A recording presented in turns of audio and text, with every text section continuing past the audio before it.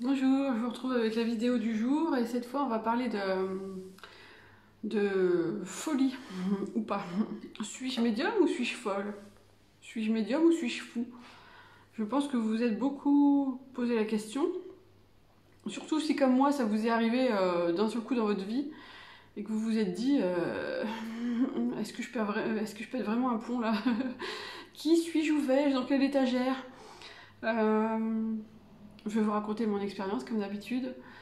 Donc, comme vous le savez, la médiumnité s'est invitée de manière très fracassante dans ma vie. Il y a vraiment eu un avant et un après mars 2016. Parce que avant mars 2016, j'étais dans une démarche d'investigation, on va dire, de compréhension, d'essayer de voir si ça existait vraiment. Et j'avais des indices qui me laissaient penser que oui. Mais il y avait pas non plus, enfin c'était pas non plus incroyable quoi. C'était pas des panneaux lumineux en 4 par 3 qui me prouvaient que la vie de l'autre côté existait.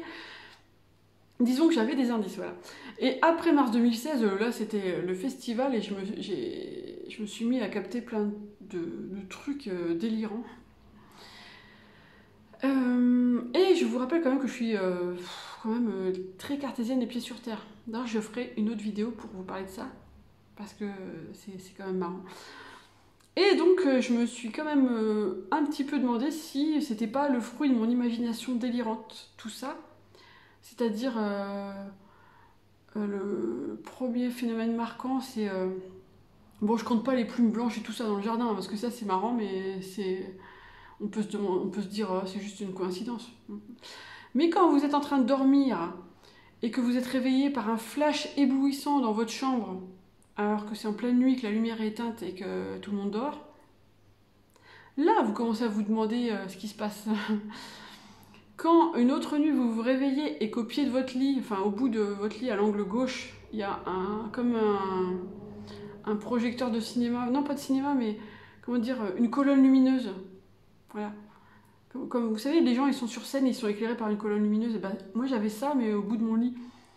Mais j'étais à moitié dans le coltard, donc je me suis juste dit, tiens, c'est bizarre ça. Et puis voilà, je me suis rendormie. C'est le matin que je me suis dit, c'est plus que bizarre.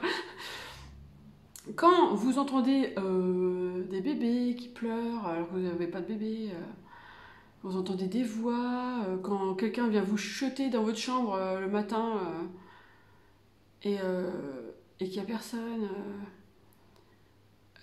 quand votre collier se casse tout seul en pleine nuit sans que personne ne le touche. Là, je vous donne les exemples les plus marquants qui me viennent en tête, mais il y a de quoi s'interroger sur sa rationalité. Qu'est-ce qui est réel et qu'est-ce qui est inventé, quoi. Quel est, quel est le monde? Quel est le vrai monde? Est-ce que j'invente tout? Est-ce que j'ai une imagination délirante et je veux tellement me connecter aux défunts et me prouver à moi-même que je suis médium, que je me mets à capter des trucs, enfin à inventer des trucs qui n'existent pas? Ou est-ce que ça m'arrive vraiment mais si ça m'arrive vraiment, le monde physique tel qu'on me le décrit depuis que je suis née, c'est pas ça en fait. Parce que s'il peut se passer des choses comme ça dans le monde physique, ça veut dire que les lois du monde physique, elles sont fausses. Enfin, c'est pas celles qu'on m'a enseignées. Du coup, c'est pas moi qui suis folle, c'est les autres qui croient que ce monde est régi par des lois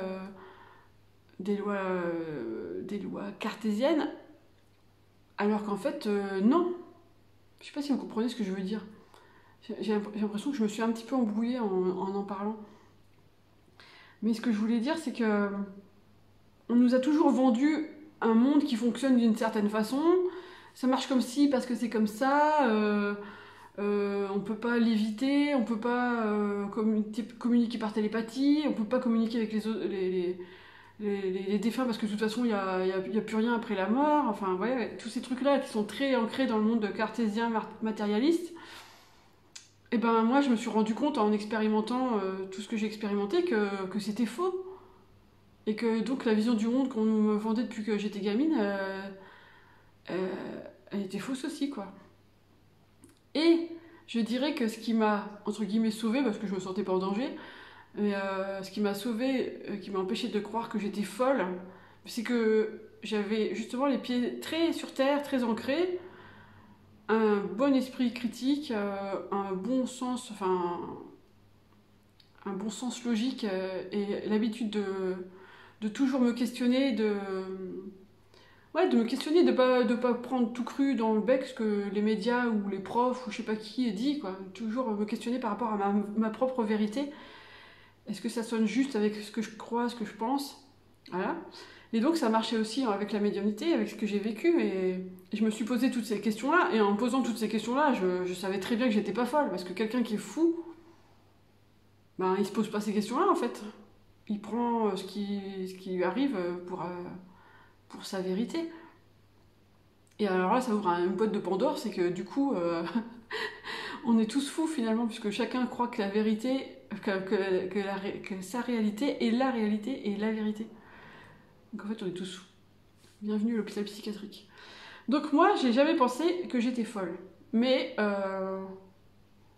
je me demande, enfin je pense, je suis même sûre, parce que j'ai eu des témoignages, que beaucoup de gens s'interrogent sur s'ils sont pas en train de devenir fous ou pas, quoi. Et surtout quand ça arrive chez des enfants, que les parents s'inquiètent vraiment pour leurs enfants.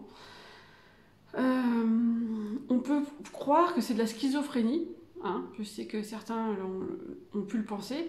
Et donc là, je vais vous lire un extrait de mon... Enfin, je vais vous le lire, je sais pas si je vais tout lire, mais un extrait de ce livre qui s'appelle Comment aider votre enfant médium. Et je l'ai pris avec moi parce que ça s'adresse aussi aux adultes, là, le passage. C'est les différences entre médiumnité et schizophrénie. Parce que justement, je voulais aider les parents à faire le tri, parce qu'on peut pas dire non plus à tout le monde non, toi t'es médium, c'est bon, t'es pas schizo. Il y a des gens vraiment qui sont schizophrènes, et il faut le dire, il faut le reconnaître, quoi. Mais la bonne nouvelle, c'est que c'est facile de faire la différence entre quelqu'un qui est schizophrène et un médium. Donc je vais vous lire ça. Un sujet atteint de schizophrénie se caractérise d'abord par une attitude agressive et incontrôlable, entre parenthèses, hygiène négligée, comportement à risque, isolement. Sa lignée familiale est souvent victime, elle aussi, de troubles mentaux. Bah, ça, c'est pas systématique, par contre, hein.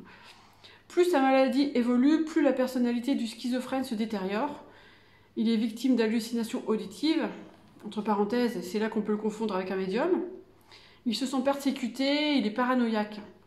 Il ne se rend pas compte que le problème vient de lui. Il est persuadé de vivre vraiment ce qu'il ressent. Ses propos sont incohérents, désorganisés. Et malheureusement, cette maladie mentale ne s'améliore pas avec le temps et dure toute la vie. Donc ça, c'est pour les schizophrènes. J'ai un cheveu dans l'œil, bon, tant pis, hein. J'essaierai de ne pas trop cligner des yeux. Alors qu'un médium, ben, il se comporte de manière a priori normale en société, hein, enfin, je crois. Sauf s'il est un peu vaniteux et qu'il veut montrer ses talents exceptionnels à tout le monde. Les messages qu'il transmet sont cohérents et comportent des informations qu'il ne peut pas connaître. Ses perceptions lui appartiennent et il est tout à fait conscient de leur nature subjective. Le médium s'exprime normalement et il n'est pas victime d'hallucinations ni de paranoïa, dans le sens où il est tout à fait conscient des épisodes de canalisation, pouvant d'ailleurs lui-même les provoquer. Moi, c'est ce qui m'arrive, hein, d'ailleurs. C'est aussi, bien sûr.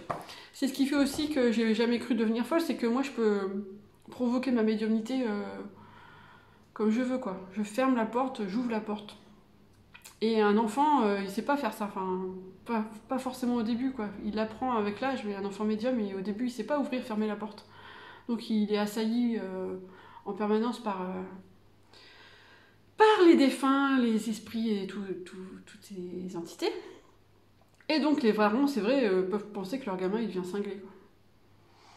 Donc j'espère qu'avec ce que je vous ai lu là de mon livre, vous voyez plus clair entre schizophrénie et...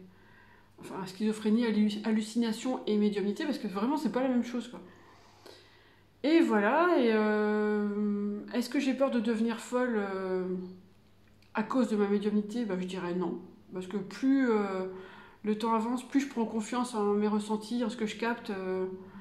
Et je sais très bien que je suis pas folle. Enfin, je suis folle, mais pas de cette façon-là. Je suis folle dans le sens où j'ai mon grain de folie, quoi. Et je suis contente de l'avoir dans ce monde malade. Je suis bien contente, ça je le cultive. Mais je suis pas folle, je suis médium qui canalise. Je sais que ce que je canalise existe. j'ai pas besoin de le prouver à qui que ce soit, je sais, et je suis à l'écoute de mes ressentis.